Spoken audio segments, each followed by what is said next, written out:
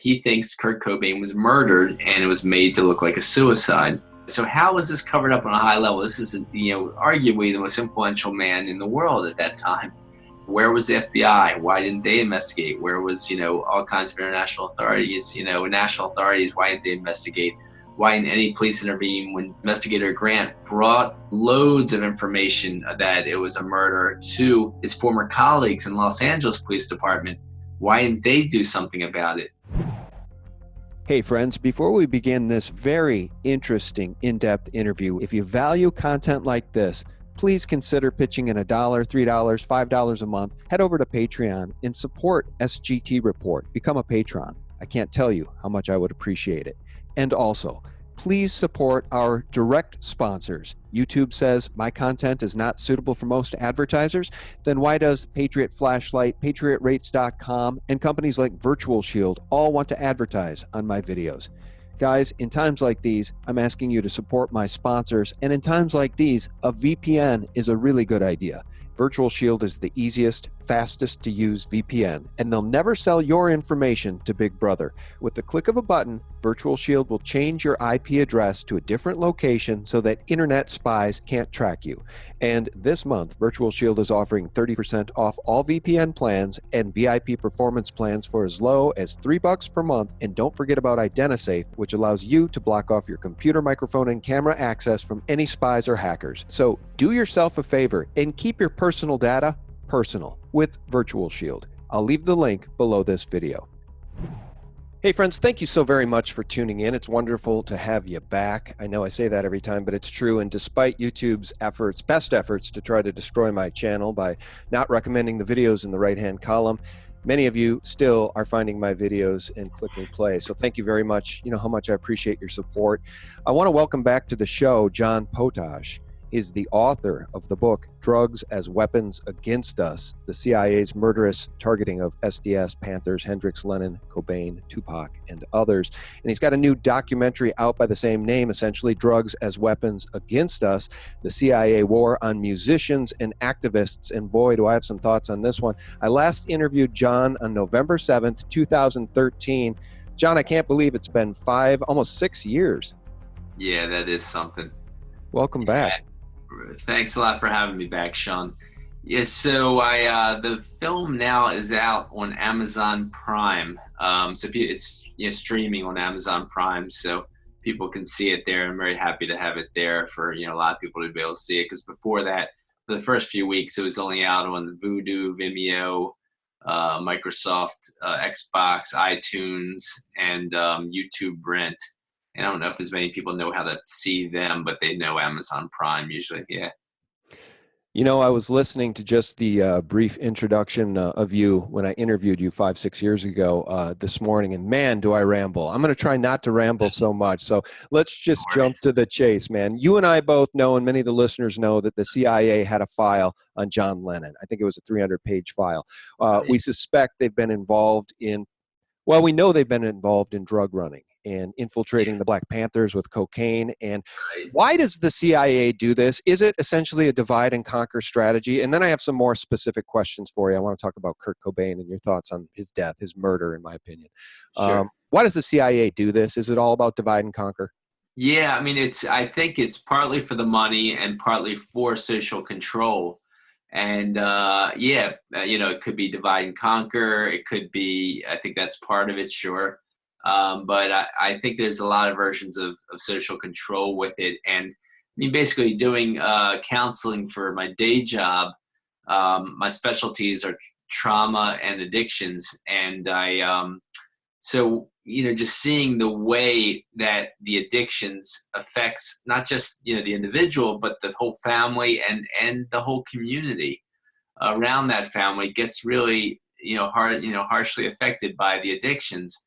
And so it really does leave an incredible amount of people in a problematic state, in a traumatic kind of state from the one addict. And even, people with abuse issues, it kind of ends them with very little time to get into activism to try to, change the status quo and change things for the better. And so I argue that that the drug trafficking does end up hurting, vulnerable populations as well as activist movements. And in particular, of course, I focus on the civil rights movement and the anti-war movements. Well, I'm going to jump ahead here, and then you bring us back to your documentary as you see fit. I want to ask you something. The opioid crisis we're seeing in this country today is claiming lives like I've never seen before. In fact, I know two young men, two high school-aged young men, both of whom have died in the past year. One of whom died because of the opium crisis directly. He was hooked on them. It reminds me of the way the British waged the opium wars against China. I sort of feel like that's what's going on. They're trying to destroy families and lives in this country too. Big Pharma's getting away with it too. Your thoughts on that? Am I jumping to too many easy to find conclusions, or am I on the right track? And no, I think you're totally on the right track. And that's why my film starts with the opium wars on China and ends with, opium today more. But it's incredible how many people are falling victim to this. It's, granted, I don't talk about the pharmaceutical companies as much because it's such a huge new topic, but I touch on them, and yeah, they are pushing opioids like crazy, and the heroin epidemic is something major, is a major tragedy in our country and in a lot of Western countries. And I think I show the evidence that's no coincidence that we are still in Afghanistan. We may have pulled some troops out, but obviously we're still involved in the conflict there. And it is the longest war in U.S. history. And that is the center, the place for the best poppy fields in the world, which they call it the Golden Crescent for poppy fields. And then I'll talk later about why the Vietnam area was the Golden Triangle for poppy fields that produce opium and heroin. And how the CIA, and I have a whistleblower from the CIA, John Stockwell, discussing how his fellow agents, when he was employed for the CIA, were getting the opium and the heroin from the Golden Triangle area around Vietnam and bringing it back to the U.S. And Judy Woodruff, I have in my film, also saying that, and how the CIA documents show that admit that they were doing that. And then John Stockwell talked to his friends in the CIA, who talked about how they were shipping opium from the Golden Crescent area around Afghanistan back into the U.S. And that was just before Kurt Cobain, became a rock star and famous. All right, so I'm on record as having said this many times. I agree with you. It's no coincidence that under the Taliban rule in Afghanistan, opium production was at an all-time low, and under the control of the U.S. military forces, opium production has been at an all-time high ever since. So how are those drugs getting into this country? If there was truly a war on drugs, it shouldn't be that hard to prevent a heroin crisis in this country. And now to add fuel to the fire, we have the fentanyl problem, which people are dying of heroin because a lot of it's laced with fentanyl, which will stop your heart quicker than it will kill an elephant. Your thoughts, though, on Afghanistan, the opium crisis, and CIA bringing heroin into this country? Yeah, so I show the exact players that were working for the CIA, and Gulbuddin Hekmatyar was one of them. And so I have a clip of the two experts from CBS and PBS, two video journalists who actually they worked for the Boston newspaper, and they became the experts for CBS and PBS. But they talked about in Real News Network how this Gulbuddin Hekmatyar was working, with U.S. intelligence and Pakistan intelligence, was involved in the manufacturing of heroin and the organizing the troops as part of the Muslim Brotherhood, which was a fake group. It wasn't really Muslim, obviously, because they were trafficking heroin, but they were part of the fight against the Russians at that time and Soviet Union at that time, and they were doing the CIA's bidding then, and this was in the 80s and 90s. And so that's part of how it started, and that was the way. And they talked about, yes, they were sending heroin out of there to the United States, and and tons of arms from the U.S. were coming in at that time. And so that just continued up to when the Taliban actually banned the poppy fields in 2000. And I show Washington Post and New York Times headlines saying that, yes, they actually banned opium, the poppy fields and opium. And yes, as you said, the poppy fields were at an all-time low for the full year of 2000. And I show what a huge effect that was going to have on the U.S. stock markets if something wasn't done quickly, because of the way $500 billion to $1 trillion are the estimates of drug money laundered, through U.S. banks, and that's according to UN reports and congressional reports I cite in the film, and that has an incredible effect. And I also have a woman named Catherine Austin Fitts, who was a Wall Street insider, and she was actually assistant director of housing of HUD under George Bush Sr., and she became kind of a whistleblower for what's really going on with the drugs. And so she talks about how it has really a 20-fold effect because of the money that's laundered increases the stock value for the bank or multinational corporation by 20-fold. She explains that. And so that's some of the reasons why, it's so important to keep the poppy fields open, and for the U.S. to have taken over Afghanistan to get that drug flow back in place. Yeah, it's so sad. It's destroying families. The opioid crisis, I think, is even worse than the heroin crisis. And we're familiar with Catherine Austin Fitts, of course. It's been HSBC, I believe, that actually has paid multi-million-dollar fines for laundering Mexican cartel drug money. So we know that's on the record. Let's circle back to the CIA, though, and their document, A Potential New Agent for Unconventional Warfare. Do you want to talk about that? Yeah. Tell people about that document, because I think it's extremely telling, and it's just another way that the CIA wants to wage war against America. The CIA is essentially an un-American organization. Can we agree on that? Oh, yeah. I mean, it's, started by the oligarchs and, the Rockefellers, the JP Morgans, and they got their start with drug money from the Russell Trust through Skull and Bones at Yale and their other, private clubs, private clubs at all these Ivy League universities that were started by the Cabots, who started the Harvard and the private club there, the Porcelain Club, and the Greens with Princeton, et cetera. They were all opium traffickers. And so when people, graduated from Skull and Bones, they got this huge amount of money, about $200,000 up to, in today's money. And so Rockefellers came out of there, JP Morgan, et cetera. They started the CIA in 1947 with the National Security Act of 1947 and made themselves basically above the law. And one of their biggest first programs within the first 6 years was Project MKUltra, with 149 sub-projects underneath it.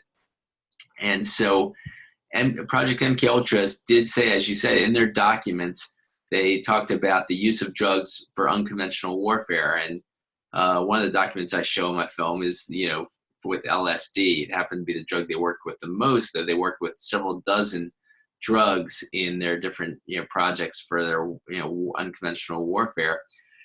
And people think of warfare as on foreign lands, but I showed all the evidence that the warfare was actually on anyone who protested their their pro-war policies. Any anti-war protesters were targeted, and civil rights activists were targeted. And so one of the first biggest targets, first they had a hit list. ABC News published the fact that a CIA document had a hit list of foreign leaders who they didn't like. This included Che Guevara and Fidel Castro, but also Kwame Nkrumah in Africa, and a number of other leaders they didn't like to dose involuntarily, give LSD. And they were going to use aerosol sprays and drop in drinks and other means. So, but they ended up also targeting domestically Paul Robeson. And Paul Robeson was this incredible singer, actor. He happened to be a great athlete. He was a civil rights activist. He spoke 20 languages. Incredible man. He happened to graduate from Columbia University Law School. And and they were really concerned about him in 1961. And his drink was dosed. I have Paul Robeson Jr., he was an adult at that time, talking about how he was summoned to go see what was happening with his father in Moscow when some Americans dosed his drink in a hotel. And he got a dosed himself, Paul Robeson Jr., he said. And they heard his father's mind. His father was kind of manipulated into going into a mental health hospital, and they then proceeded to keep him there for way too long and gave him over 50 electroconvulsive shock treatments at overly high doses, and just completely ruined his mind and his career. And it's very sad. But so then they also targeted, I argue and show the evidence of the civil rights movement, and they did that partly through this group, a CIA front group called the Human Ecology Fund. And I show the Anthropology Today, the top anthropology magazine, exposing the Human Ecology Fund as a CIA front company, which gave tons of money to 45 different colleges around the country, including Harvard. And that's why I talk about Timothy Leary in the movie. But, Leary's the most famous professor to use those funds for, giving his the students about $150 to participate in these studies with psychedelics. And Ken Kesey was one of the other most famous victims of this, where he got $150 while he was a grad student at Stanford University from the local Stanford hospital to test LSD on himself. So these doctors gave him LSD. And with Leary, he ended up getting kicked out of Harvard, and the Mellon Hitchcock family picked him up and just gave him tons of money and opened up about a dozen or two LSD headquarters around the country and even in Mexico, promoting LSD. And they were, and also gave William Mellon Hitchcock gave him his mansion with 3,000 acre estate in just an hour north of New York City, where the most activists, particularly white activists, were involved in the civil rights, Freedom Summer civil rights movement supporting Martin Luther King. And there was the most, of course, artists and musicians and influential writers that were lured up to this mansion that Leary was renting for $400 a month. It's a huge mansion, and all these MK Ultra scientists were just camped out there, experimenting with LSD and other super psychedelics on all these different artists as they came up to this huge party, constant party at this mansion. So that's some of the way that worked out. That was done. So the takeaway for me, I think, on all of this is that if the CIA was targeting John Lennon or had a file on him, and Kurt Cobain and Tupac Shakur and the Black Panthers, the takeaway for me is that it's all about destroying leaders that have the potential to drive large groups of people in a direction of liberty. Yeah, and so for lack of a better word, it gets me back to the idea of divide and conquer. Yeah, and Sean, but it's not even just destroy them. It's first to manipulate them to promote these drugs, inadvertently. And so first they manipulate them enough to promote them inadvertently. And then when these guys started sobering up and started promoting sobriety and activism, they were done away with. And right. And that's the way, that's the general pattern for most of these, for virtually all these musicians. Except Robeson. For Robeson, Paul Robeson, it was about destroying his mind immediately. You want to talk about Tupac? I didn't realize he was the national chairman of the Black Panthers at one point. Is that accurate? Well, he was the national chairman for a group called the New African Panthers when he was 17 years old, and youngest ever elected chairman of that group. And they were active in 8 to 10 cities.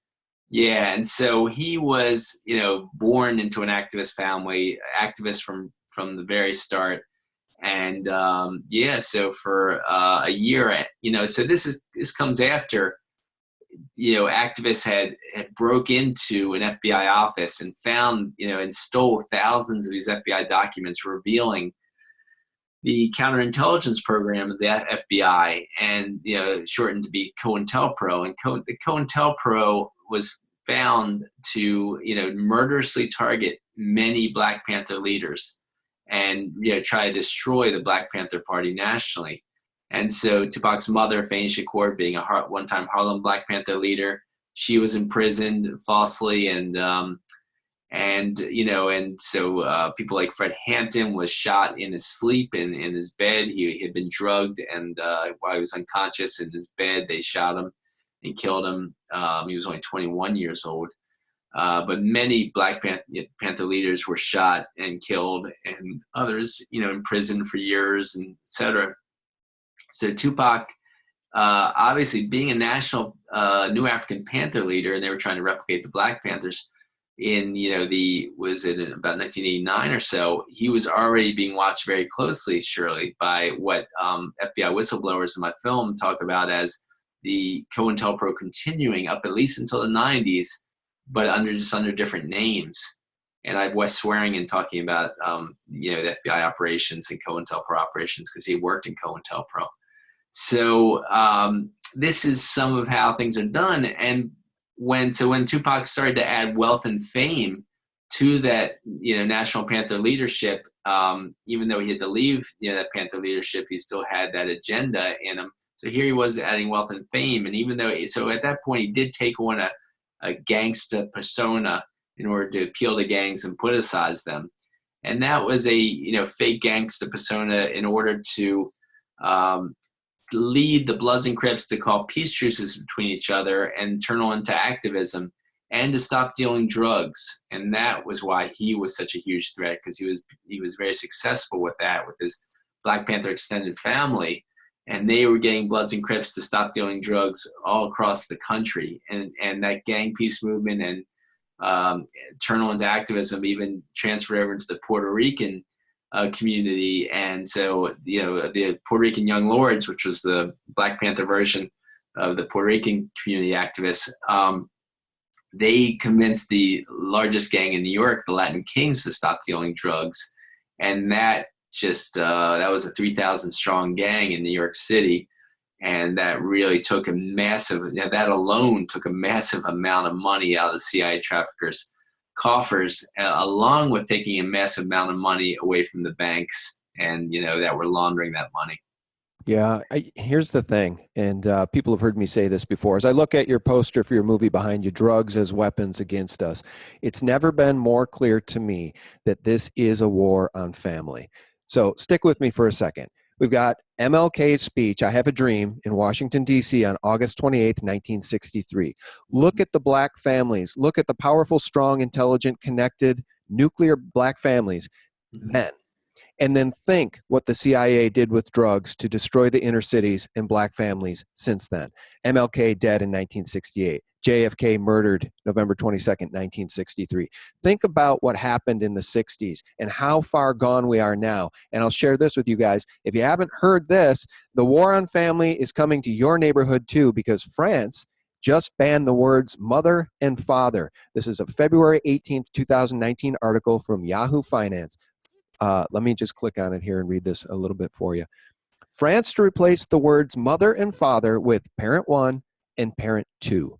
You cannot make this up. John, this is an absolute war on families, and drugs are a great way to destroy families. Yeah, no, I agree with you. It is. It really is. It has destroyed families, and it's really sad and scary what's being done. I just think, the drugs they really do make families' lives horror stories. It's terrible. And, people in the late 1960s with the Vietnam War, a lot of Black coworkers I talked to said that used to live in Harlem and other Black areas in different cities said, the heroin just came flooding in around 1968. Into their communities and completely destroyed their communities. They said it was, people used to hang out on the front porch and talk to their neighbors. And after the heroin came flooding in, they were scared to leave their locked doors. They would always hang out behind their doors, and things were very scary in their communities. Well, and then think about this too. One of the leaders that could help shine light on the problem, the scourge of drugs, and help bring people together and talk sense would be MLK. And you say the heroin came flooding in 1968. He's dead April 4th, 1968. It's just so convenient. So go ahead and expand on that if you'd like. I want to ask you about Kurt Cobain, though, before I lose you. Sure. So in my first book, I talk a lot more about MLK and Malcolm X, of course. That was the FBI war on Tupac Shakur and black leaders. In my second book, I talk a little bit about MLK's assassination and a little bit about Malcolm X's assassination, because Malcolm X did, at the end of his life, start evolving and accepting white activists to work with, and really was changing his mindset on that, and was really doing a good job of keeping drugs out of the black community, and at least the activists he worked with. And MLK, of course, the same thing, as you know. But I do have a chapter in my book that really talks more about them, but talks a lot even more, of course, about the Kennedys, because, yeah, as you said, JFK in '63, he had fired the CIA director when he came into office. He closed down MK Ultra, and so they kept MK Ultra going behind his back. And the assistant director to CIA kept it going behind his back. They found MK Ultra running again, and they reclosed MK Ultra, and that's when they had to change the name to MK Search.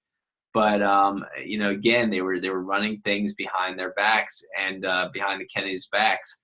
So then RFK is coming into office and threatening to reveal who killed his brother, but also threatening to close down MK Ultra once more. And they'd already shut down a number of mafia kingpins who were working with the CIA in the trafficking of all kinds of drugs, cocaine and heroin and all. Carlos Marcello and other and Trafficante and these other mafia leaders. But so these guys, I think were involved with the CIA in some of these assassinations. And I show the evidence of all that in my film, and they were heavily involved in that trafficking. But so this is some of the ways that this was going on. And but with John Lennon and Cobain, I just show, and Jimi Hendrix, I show the evidence of how they were well-meaning anti-war activist musicians who were just manipulated with the drugs. And then when these guys really got away from most of the heavy drugs and started getting more into activism, they were done away with, and it's very sad. But with Cobain, I'll say with Lennon, it was by George Harrison's dentist. That's who dosed him his first time he used LSD. As bizarre as that sounds, him and Harrison got their first hit of acid put in their coffee without their knowledge. And in 1965, at the same time, in 1965, Robert Lashbrook, in the very beginning of '65, Lashbrook is the deputy director of MK Ultra. He goes over to London, and this is in a book by A.E. Hotchner, who was Ernest Hemingway's editor. And Hotchner writes in his book Blown Away that Lashbrook comes to London with tons of money, LSD, and agents, and instructs his agents to get LSD in as many musicians' hands as possible. And a few months later, Lennon and Harrison are dosed. And 2 years later, an undercover FBI agent named David Schneiderman proceeds to convince Mick Jagger to take his first hit of LSD. And Jagger's arrested a few hours later, and Schneiderman's not arrested at the same party. But before, with Lennon and Harrison, Lennon was furious. Harrison didn't even know what LSD was. And it took a number of other agents and other situations to convince Lennon and Harrison about a year later to try LSD again, thinking maybe it won't be as bad as the first time when you take it voluntarily. And so they convinced Lennon and Harrison to keep taking acid. Harrison stopped in '67, but Lennon kept taking it until '69. And so with Magical Mystery Tour, they promoted LSD, sadly, and in a big way. And so this is some of the ways they did things. But of course, Lennon, when he thought he was losing his mind, he said he's thrown acid. He said he kept having all these bad trips. He acid was messing up his mind so much that he thought he might try tree panning, which is drilling a hole in your head to expand your consciousness. Utterly bizarre. And Lennon also said he was throwing up before concerts because he was he had so much anxiety, which is another effect of, side effect of LSD, long-term use of LSD. And so eventually, though, he settled down, raised his son, and then came out of hiding, of course, in '79 to record 2 new albums, which he put out then. And he said he was going to lead an activist march by the Teamsters and sing at a protest rally for the Teamsters. And he was within a month or two of gaining his U.S. citizenship. And then he was, of course, assassinated. And all the evidence points to that Mark David Chapman was, the victim of hypnosis and drugs to get him to carry out that assassination. But at the Dakota that night, the John Lennon's apartment building, the Dakota, there was a new doorman, and that new doorman was a guy named Jose Sanjanis Perdomo, who actually was a veteran in the Bay of Pigs and worked for the CIA as a hitman. And he was actually, it's believed that he actually also assisted in that assassination of John Lennon. Yeah, and of course they push all this drug use on these impressionable young kids, these teenagers. The ones, I'll tell you what the worst thing is right now in music, John, is hip hop. The artists now that are getting tattoos on their faces, and if you listen to the music, it's the most misogynistic, anti-human, really satanic stuff you could possibly listen to. And they're all using drugs, and they rap about the drugs in their hip-hop music. And then you watch the music videos, they're clearly satanic, many of them. It's just, boy, to be a teenager, a young person today, I'll tell you what, as a parent raising teenagers, it's tough. It's tough, and it's because this entire culture has been turned around against us, and music and the whole music industry is being used as a weapon. It's such a shame. So I show the U.S. Senate Church Committee started investigating all these operations, COINTELPRO and MKUltra in the mid-1970s. So I have some about that in my film, but I also have the exact U.S. Search Committee documents that show that they were, using these drugs to manipulate people, at all social levels. And they were using both the drugs and the propaganda to make people do things that they wouldn't normally do, but they think are in their best interests when they're actually, in the oligarchs' interest for the people to do these things.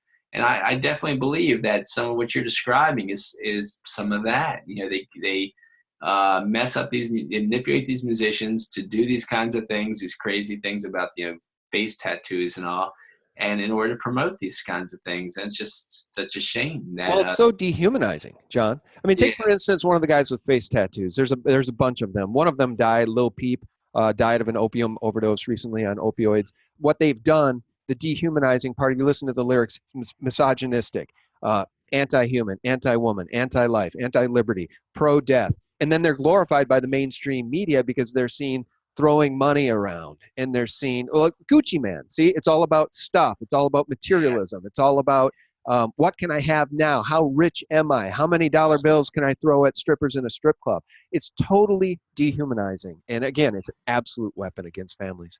Yeah. And so, people like Kurt Cobain was very anti-materialistic. Oh, I wanted to ask you that. Can I just jump in about Kurt Cobain? I got to tell people, you guys have got to watch the documentary from 2015. I believe it premiered on Netflix. It's called Soaked in Bleach.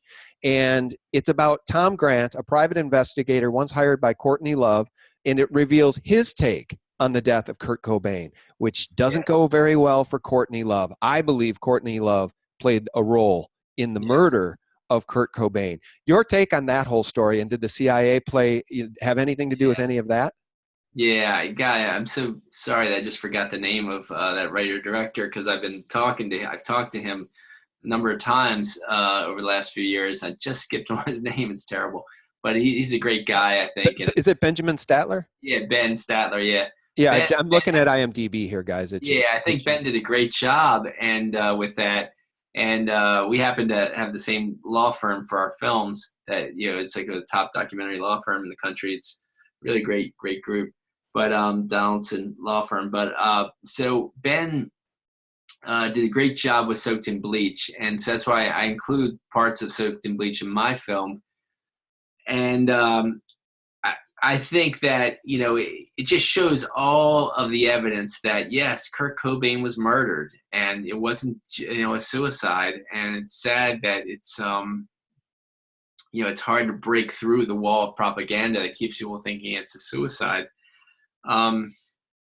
And yes, Courtney Love, I mean, the evidence is overwhelming from that film. Yes, that Courtney Love played a part in that murder, assisted in some ways in that murder. And So, the cover up of it by local authorities, which is yes. really made clear in that documentary, which does beg the question, who Mhm, was involved in the cover up? It must have gone much higher than local authorities, right? I mean, exactly. that whole thing is a big puzzle. And you're right, that documentary, Soaked in Bleach, really points the finger at Courtney Love because of the investigator she hired, who then Mhm, basically turned against her because he was appalled by the stuff he was discovering. yeah. So he is a former LA cop, murder investigator, and police, murder detective. And so he turned to be a private investigator, and we're very lucky that she stumbled in hiring him to investigate, Cobain's disappearance.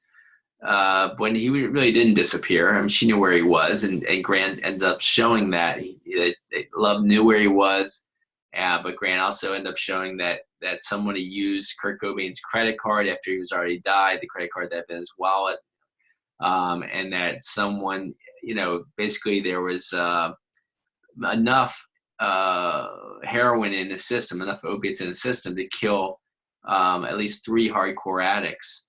And so I have the former president of the American Academy of Forensic Science, Cyril Wecht, saying on a news program, I have it on my film, saying that he thinks Kurt Cobain was murdered and it was made to look like a suicide. And so, you know, that evidence is overwhelming, but there's more evidence. So how was this covered up on a high level? This is, arguably the most influential man in the world at that time. And here he is, where was the FBI? Why didn't they investigate? Where was, all kinds of international authorities, national authorities? Why didn't they investigate? Why didn't any police intervene when Detective Grant, or I'm sorry, Investigator Grant brought all his loads of information that it was a murder to his former colleagues in Los Angeles Police Department? Why didn't they do something about it? It's just a huge cover up. Yes, as you said. And now, what I came to find is that Love had an absolutely bizarre history. Her history includes, in my film, I just talk about from her teen years on, but in my book, I talk about the fact that Hank Harrison, her biological father, was separated from her biological mother. Her biological mother, her name's Linda Carroll, was adopted by a super wealthy family, the Reese's, who owned uranium mines and had huge stock in Bausch and Lomb. And they basically paid off Hank Harrison's lawyer in a custody battle when Love was about 5 years old or so. And Love said that his former partner, Linda Carroll, had been sending Courtney Love to psychiatrists and therapists as early as, according to Linda Carroll's memoir, about 2 or 3 years old.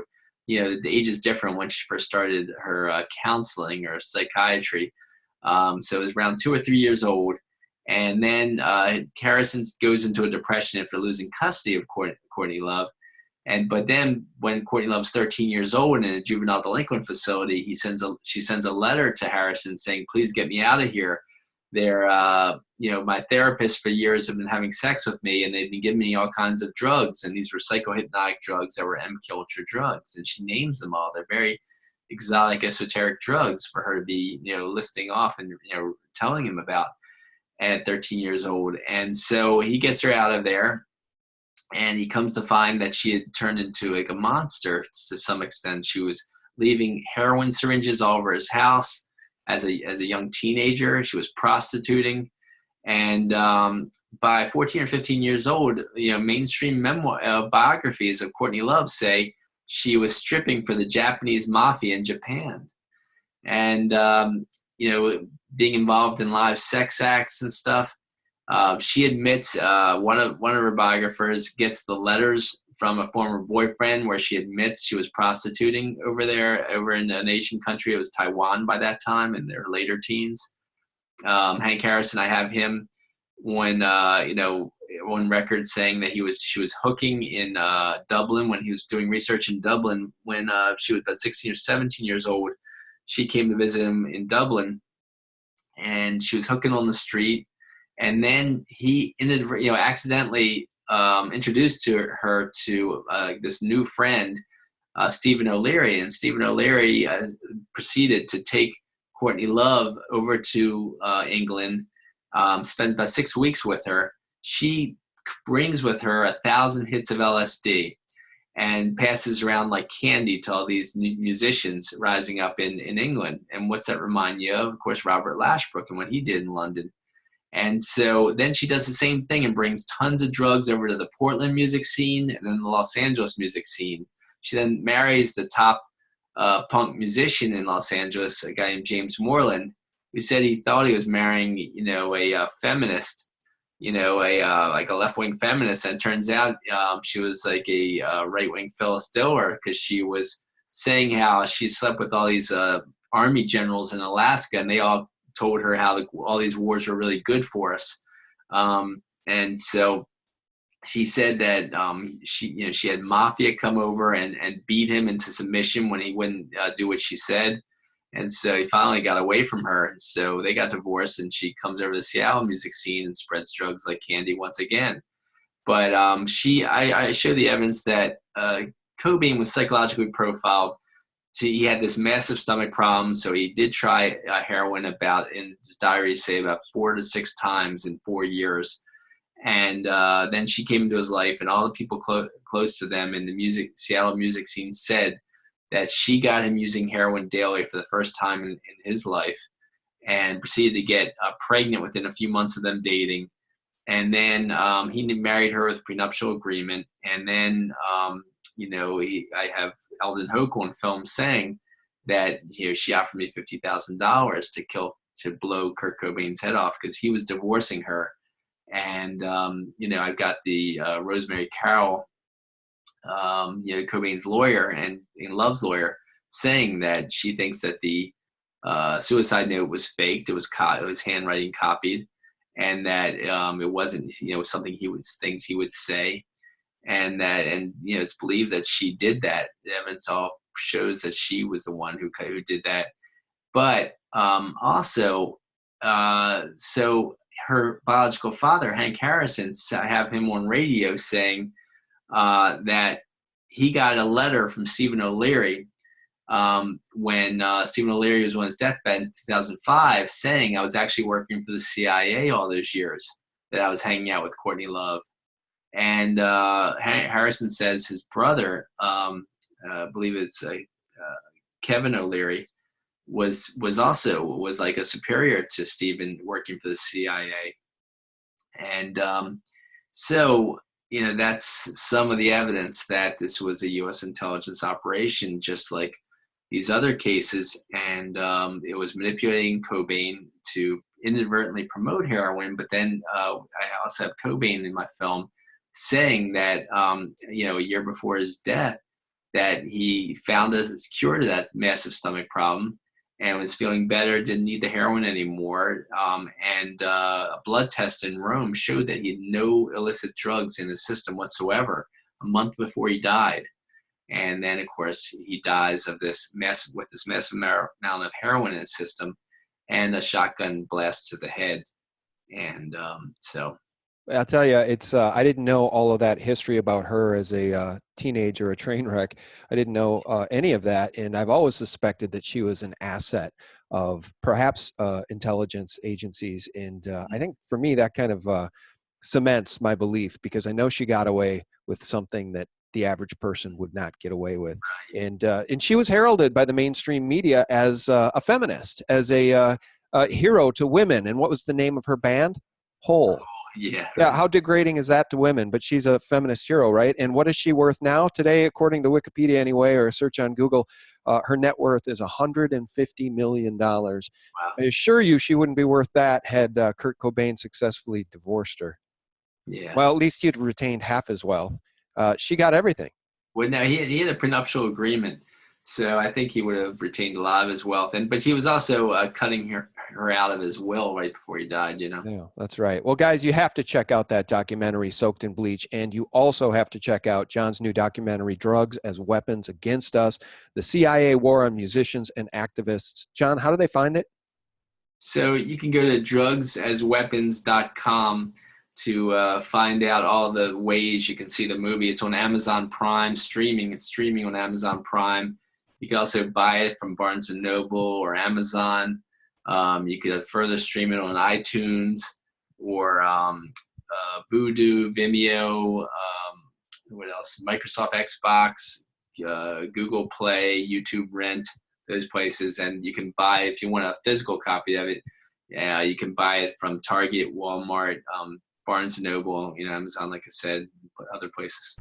Very exciting. All right. Well, very good. It's nice to talk with you again. Sorry it's been 5 years. We'll have to hook up again the next time you get a new book or project out there. Thanks so much, Sean. It's great talking to you. Yeah, my pleasure. It's nice talking with you. And guys, thank you so much for tuning in. We very much appreciate your support. Go check out the movie, Drugs as Weapons Against Us, the CIA War on Musicians and Activists. And my thanks to all of you, of course, for tuning in for Real News 24/7 at sgtreport.com and thelibertymill.com. God bless, guys. Bye-bye. I mean, you could essentially say this is all biblical. They're communicating with these entities that are posing as higher entities, but it's actually Satan. Exactly. And I'm so glad that you brought that up, Owen. Like, you just nailed it. I'm just kind of open-minded to everything. I'm not necessarily a geocentrist or flat earther, but I am curious about it all. In the larger scheme of things, I don't think it matters. Whatever it is, it's all created by God.